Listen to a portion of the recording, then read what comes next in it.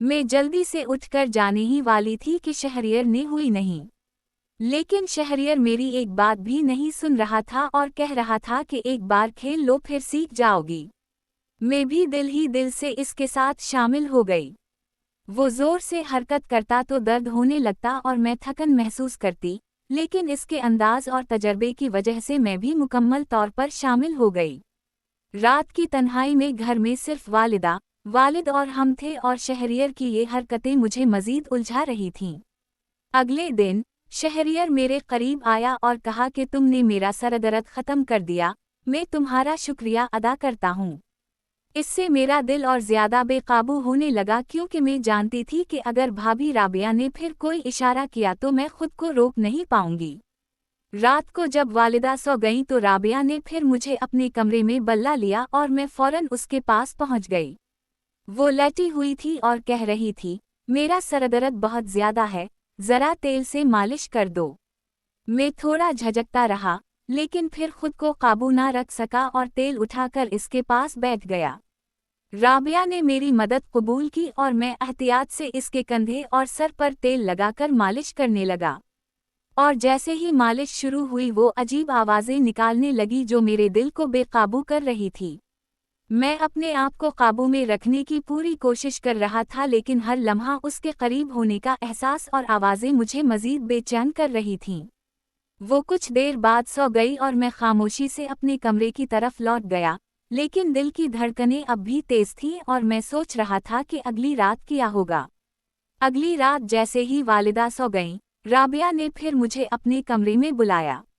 मैं फ़ौरन उसके पास पहुंच गया और उसने मुस्कुराते हुए कहा, मेरा सर फिर से दर्द कर रहा है, क्या तुम मेरी मदद कर सकते हो? मैं थोड़ा झिझका, लेकिन फिर खुद को काबू ना रख सका और तेल उठाकर उसके करीब बैठ गया। राबिया ने एहतियात से मुझे अपना तेल देने दिया और मैं इसके कंधे, पीठ और सर पर आहिस्ता आहिस्ता मालिश करने लगा। जैसे ही मैं मालिश कर रहा था, राबिया की आवाज़ें अजीब व गरीब हो गईं जो मेरे दिल को बेकाबू कर रही थीं। मैं खुद को काबू में रखने की पूरी कोशिश कर रहा था, लेकिन हर लम्हा उसके करीब होने का एहसास और आवाज़ें मुझे मज़ीद बेचैन कर रही थीं। मालिश के दौरान राबिया ने मुझे कुछ लम्हों के लिए अपनी आंखों से देखा और मुस्कुरा कर कहा, तुम वाकई अच्छा काम कर रहे हो, शहरियर। मैंने सर झुकाकर मालिश जारी रखी। दिल की धड़कनें तेज थीं और हाथ थोड़े कांप रहे थे, लेकिन मैं मुहतात रहा। थोड़ी देर बाद राबिया की आवाज़ें कम हो गईं और वो आहिस्ता आहिस्ता सो गई और मैं खामोशी से कमरे से बाहर निकल आया। अगले दिन राबिया ने मुझे शुक्रिया कहा और कहा, तुमने वाकई मेरा सरदर्द ख़त्म कर दिया, मैं तुम्हारी बहुत शुक्रगुजार हूँ। मैं शर्म से शर्माया हुआ और दिल में सोचने लगा कि अगर राबिया ने फिर कोई फरमाइश की तो मैं खुद को काबू में नहीं रख पाऊंगा।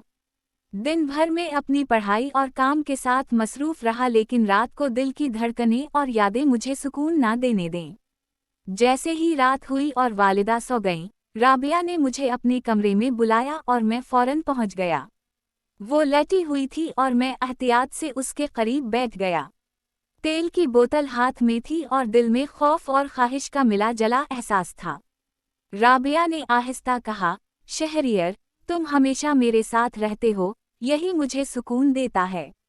मैंने सर झुकाकर मालिश शुरू की और उसकी आवाज़ें और हरकत मुझे मुकम्मल तौर पर बेकाबू कर रही थीं। मैं सोच रहा था कि ये लम्हात शायद सिर्फ हमारी तन्हाई और जज्बात की शिद्दत की वजह से हैं, लेकिन दिल की धड़कनें और एहसासात मुझे मज़ीद करीब ले जा रहे थे। रात के सुनाटे में मैं और राबिया खामोशी से ये लम्हे गुजार रहे थे और मैं जानता था कि ये तजुर्बा हमें और करीब कर रहा है और हर दिन के साथ ये ताल्लुक़ और मजबूत होता जा रहा है।